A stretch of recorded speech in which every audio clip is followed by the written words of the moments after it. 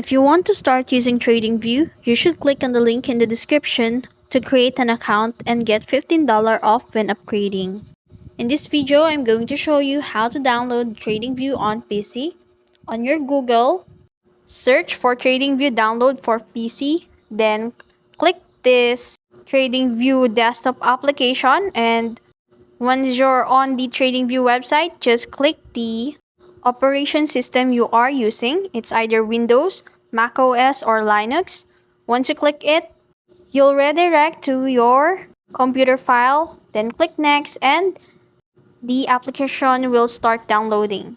Once download complete, click the TradingView app and then click the install TradingView or install button, and the TradingView will start installing to your computer. And that's it. You've successfully downloaded TradingView on your PC. If you found this video helpful, don't forget to like, share, and subscribe to the YouTube channel.